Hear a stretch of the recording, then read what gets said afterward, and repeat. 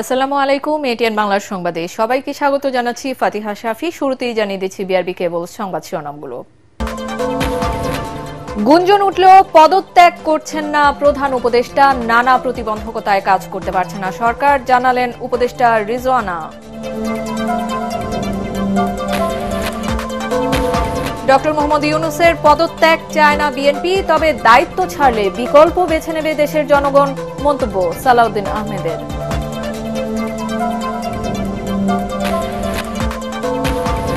জাতীয় স্বার্থে অন্তর্বর্তী সরকারকে টিকিয়ে রাখতে হবে বলছে জামায়াত, ফ্যাসিবাদী বিরোধী সব দলকে সহযোগিতার আহ্বান হেফাজতের।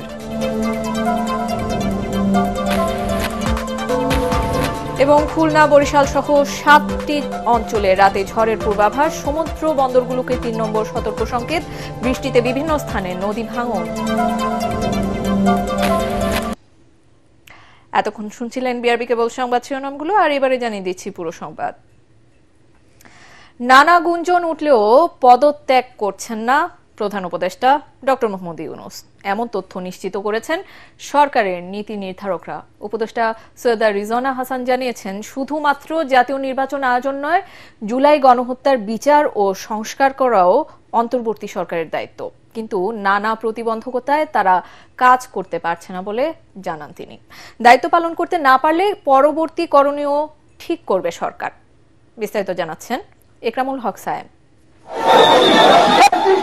বেশ কিছুদিন ধরেই নানামুখী আন্দোলনে স্থবির হয়ে পড়ে রাজধানী ঢাকা।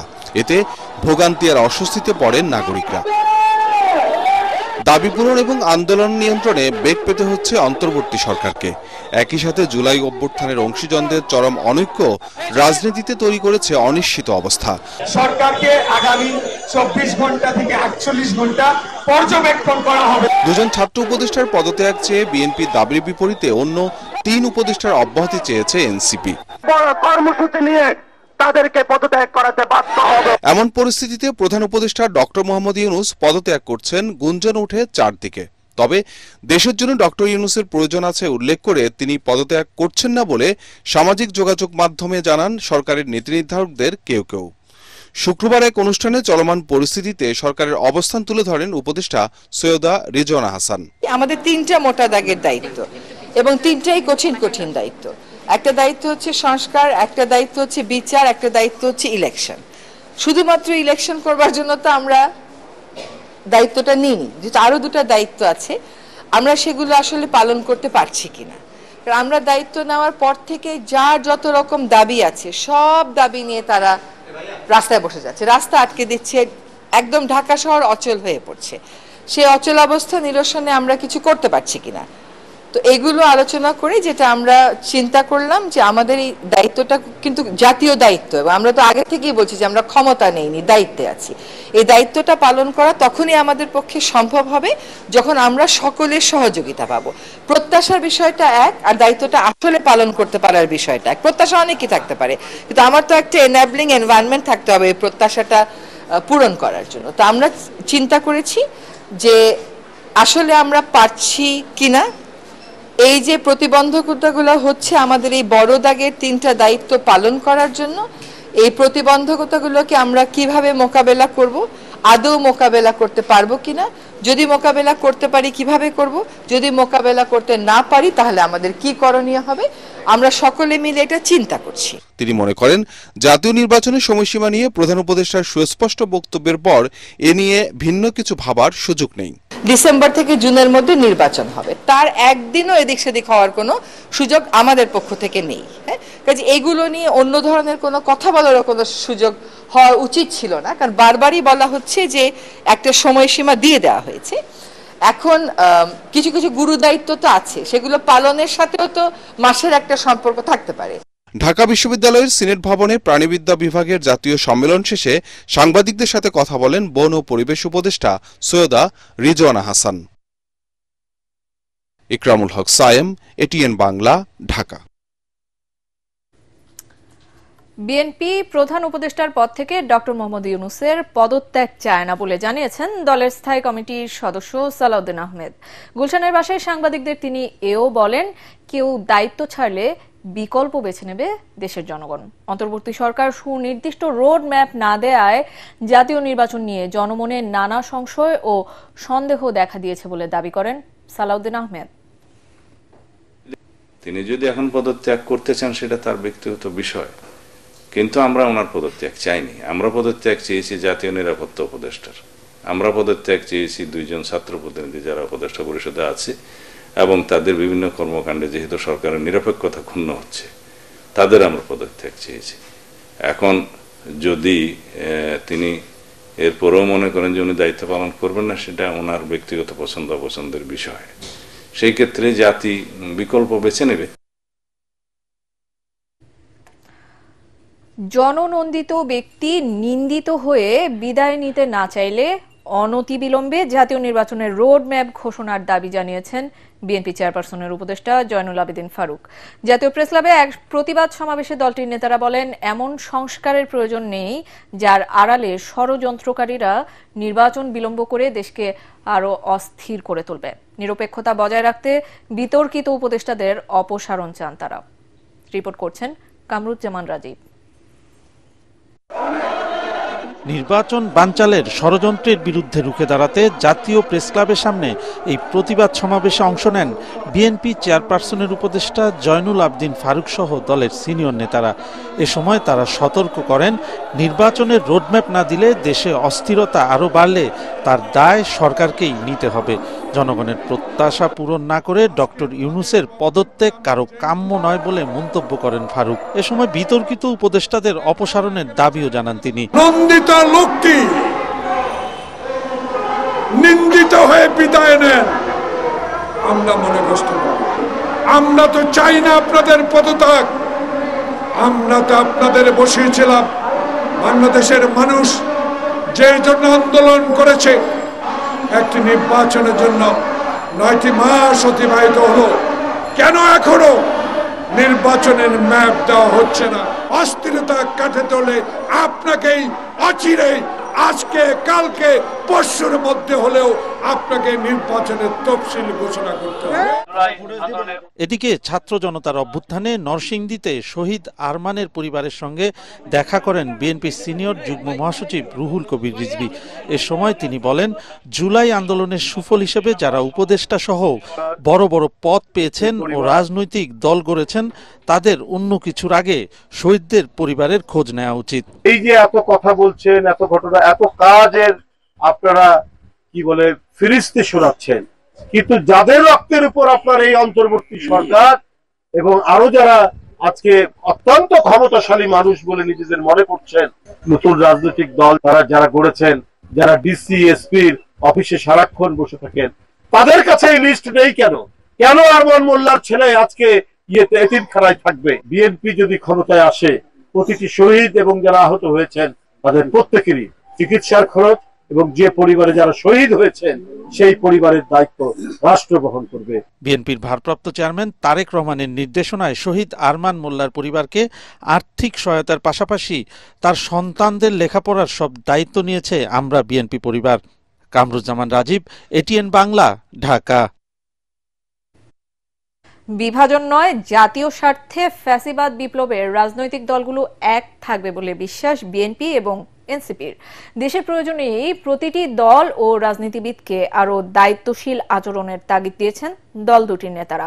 বিএনপি চেয়ারপারসনের উপদেষ্টা সৈয়দ মোয়াজ্জেম হোসেন আলাল ও এনসিপির যুগ্ম সদস্য সচিব সাইফ মুস্তাফিজ মনে করেন, সর্বদলীয় বৈঠক এবং জরুরি সংস্কারের পাশাপাশি নির্বাচনের দিনক্ষণ স্পষ্ট করলে পরিস্থিতির উন্নতি হবে। আদিন সজীবের রিপোর্ট। দেশের চলমান রাজনৈতিক অস্থিরতায় নতুন করে দুশ্চিন্তায় সাধারণ মানুষ। বিএনপি ও 24-এর গণ অভ্যুত্থান থেকে উঠে আসা এনসিপির পাল্টাপাল্টি অবস্থান আর রাজপথে শক্তির মহড়াই রাজনীতিতে জন্ম দিয়েছে কৌতূহল।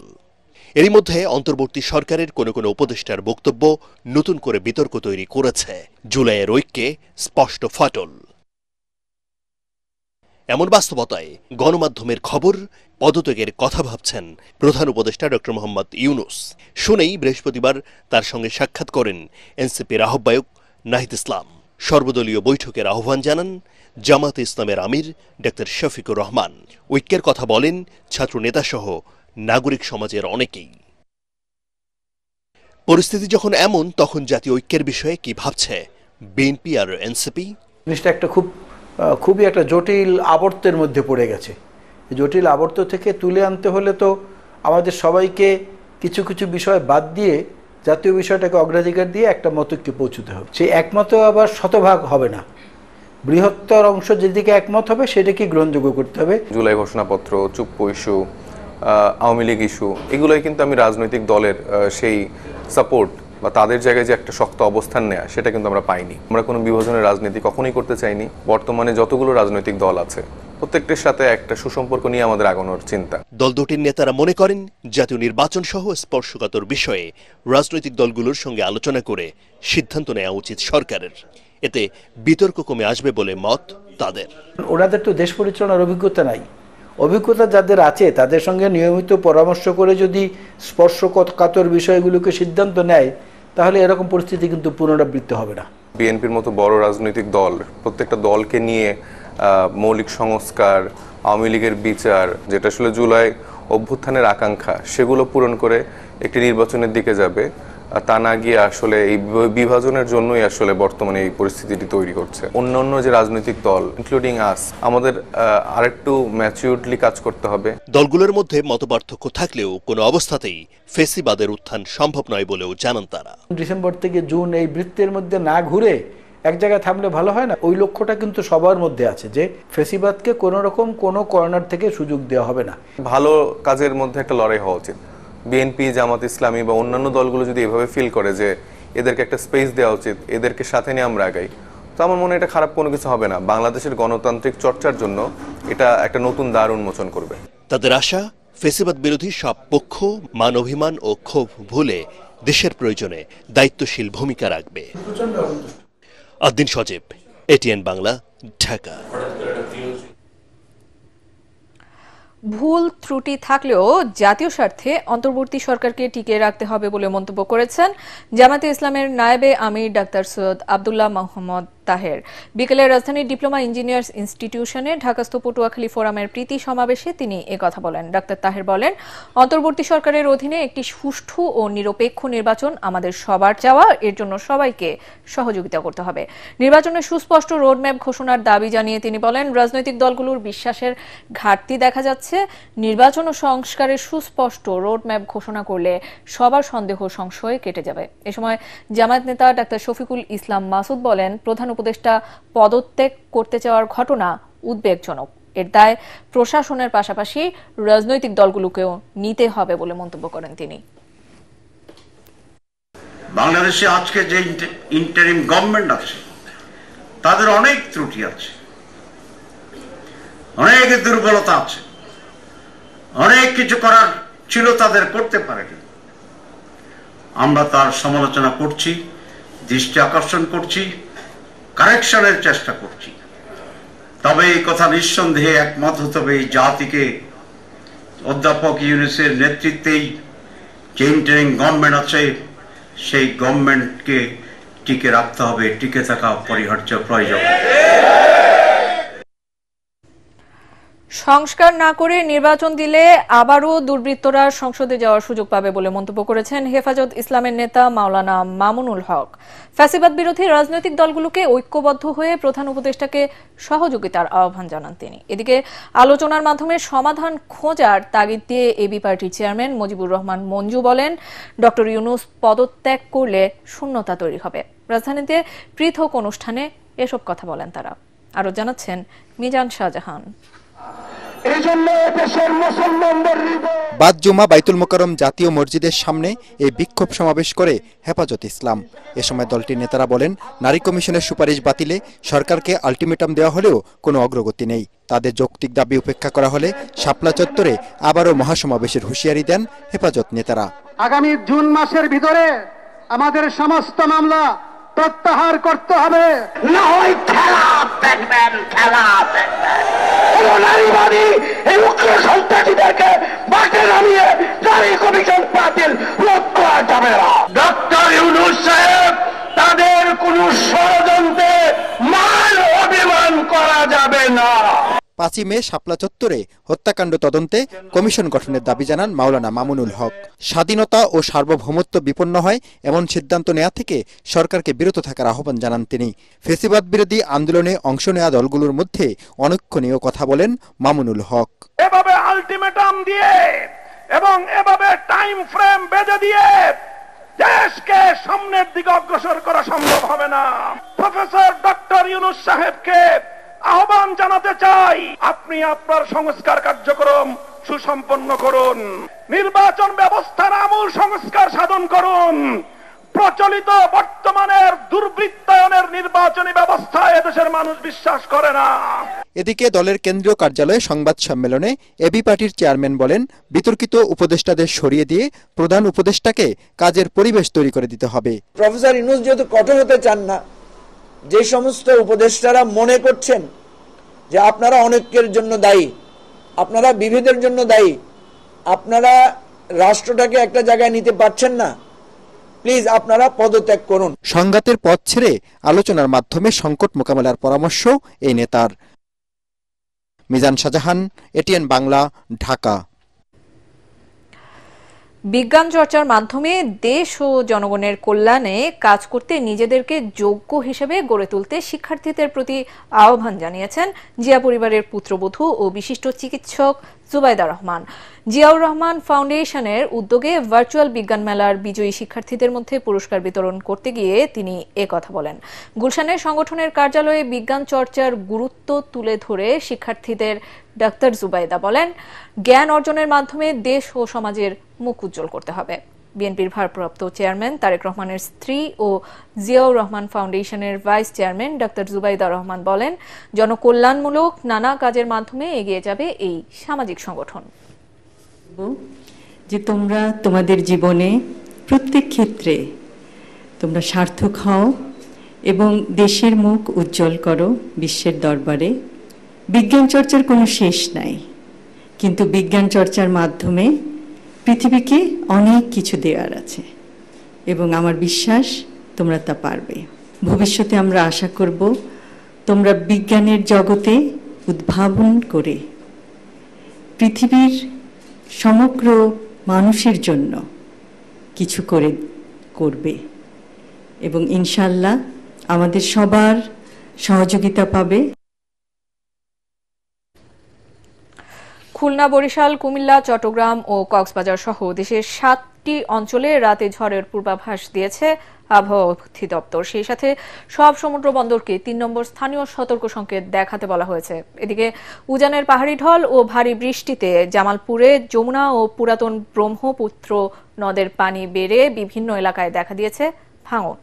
আমাদের প্রতিনিধিদের পাঠানো তথ্য ও ছবিতে আরও জানাচ্ছেন ফারহিন ইসলাম টুম্পা। উত্তর বঙ্গোপসাগরে ভারী মেঘের প্রভাবে বৃহস্পতিবার থেকে পটুয়াখালী সহ বিভিন্ন এলাকায় দিনভর থেমে থেমে মাঝারি থেকে ভারী বৃষ্টি হচ্ছে। এতে নদ নদীর পানির উচ্চতা বেড়েছে, উত্তাল রয়েছে সাগর। এ কারণে উপকূলীয় এলাকা এবং বন্দরগুলোর উপর দিয়ে ঝোড়ো হাওয়া বয়ে যাওয়ার শঙ্কা করছে আবহাওয়া অফিস।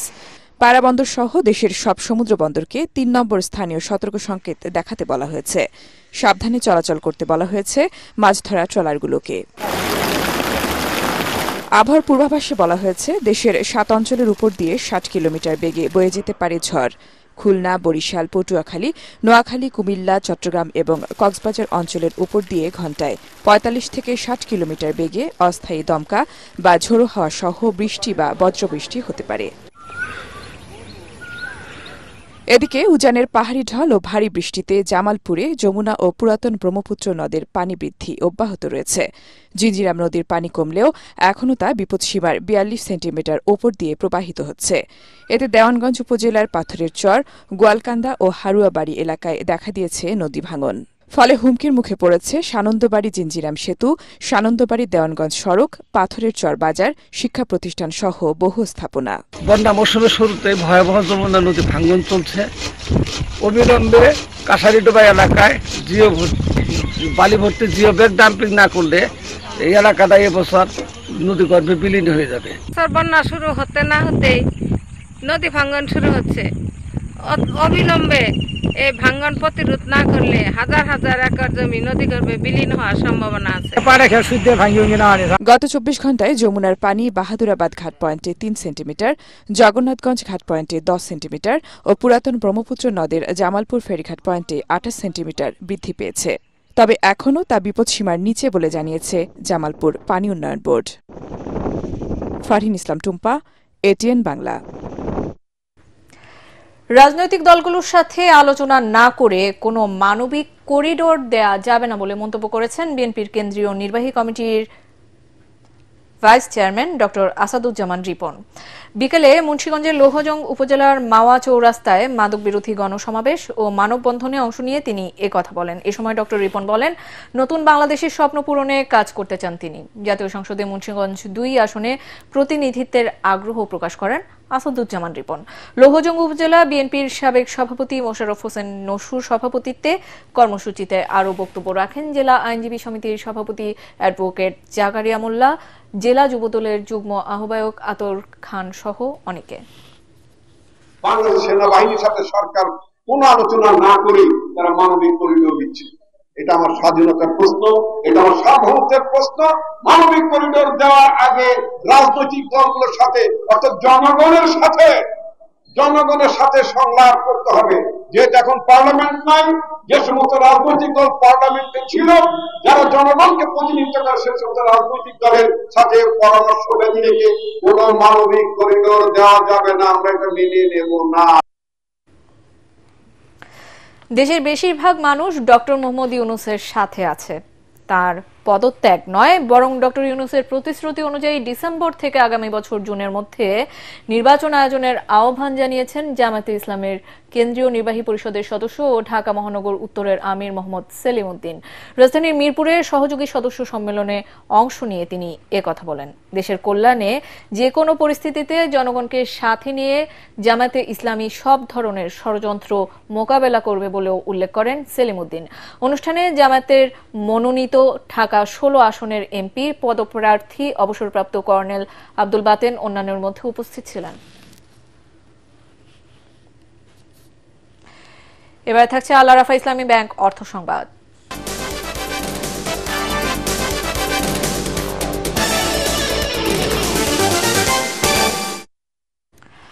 সপ্তাহের ব্যবধানে আবারও বেড়েছে মুরগি ও ডিমের দাম।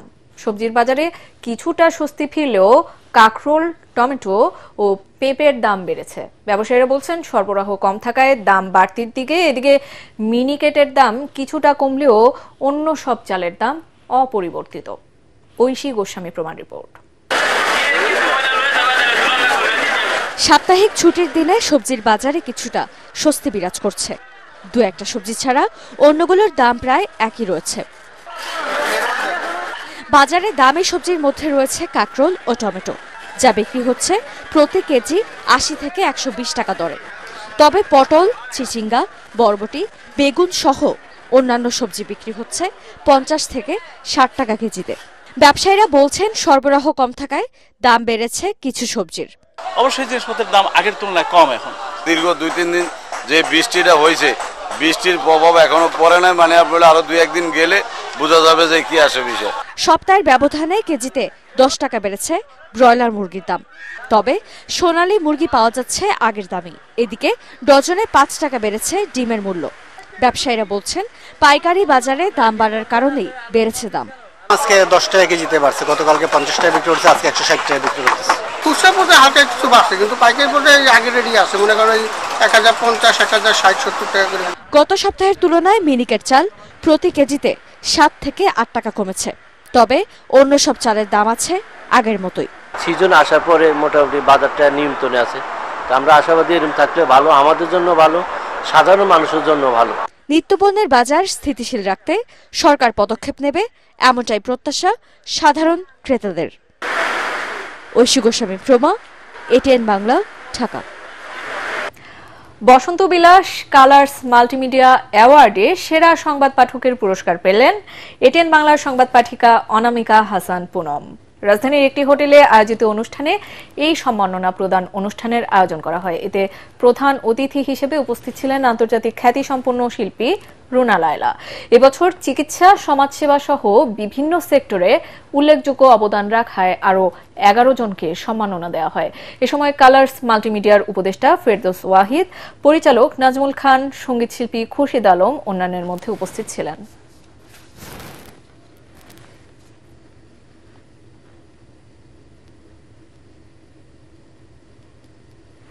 এবার জানিয়ে দিচ্ছি খেলার খবর।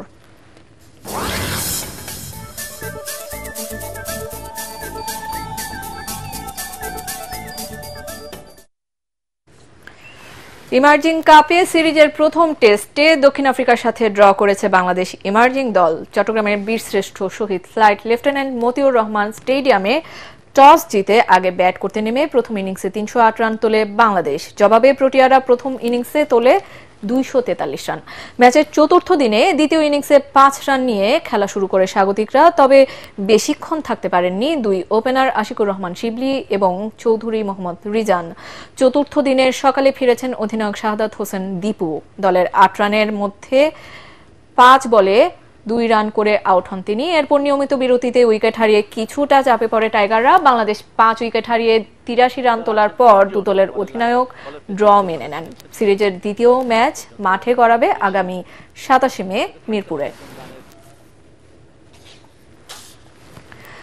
দেশের ফুটবলের উন্নয়নে আর্জেন্টিনার সঙ্গে চুক্তি হয়েছে বলে জানালেন বাফুফের সভাপতি তাবিত আউয়াল। সকালে যশোর শামস উল হুদা ফুটবল একাডেমিতে গ্রাসরুটস ফুটবল ডে ও বিশ্ব ফুটবল সপ্তাহ উদ্বোধনের সময়ে তিনি একথা বলেন। অনুষ্ঠানে বেলুন উড়িয়ে শামসুল হুদা ফুটবল একাডেমির ভাষা সৈনিক মুসা ভবনের উদ্বোধন করেন আর্জেন্টিনার অ্যাম্বাসেডর মার্সেলো কার্লোস সিসা। এ সময় তিনি বলেন, আয়োজনটিতে অংশ নেওয়া 6 শতাধিক খেলোয়াড়কে উপযুক্ত প্রশিক্ষণ দেওয়া সম্ভব হলে বিশ্বমানের খেলোয়াড় তৈরি করতে পারবে বাংলাদেশ।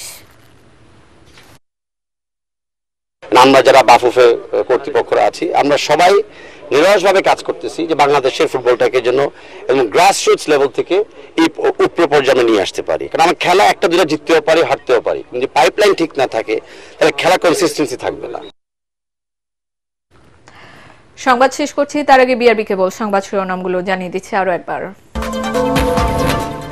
গুঞ্জন উঠলেও পদত্যাগ করছেন না প্রধান উপদেষ্টা, নানা প্রতিবন্ধকতায় কাজ করতে পারছে না সরকার, জানালেন উপদেষ্টা রিজওয়ানা।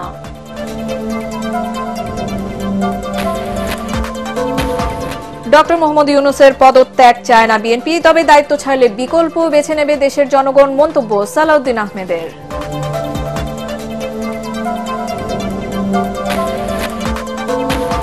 জাতীয় স্বার্থে অন্তর্বর্তী সরকারকে টিকিয়ে রাখতে হবে বলছে জামায়াত, ফ্যাসিবাদ বিরোধী সব দলকে সহযোগিতার আহ্বান হেফাজতের।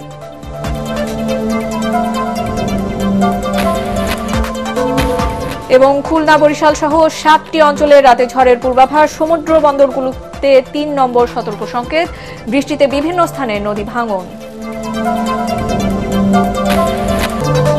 আর এই ছিল এখনকার মতো, রইল পরবর্তী সংবাদ দেখার আমন্ত্রণ। এটিএন বাংলা সংবাদ ইউটিউবে দেখতে ব্রাউজ করুন youtube/ATN Bangla News। সাথে থাকার জন্য ধন্যবাদ।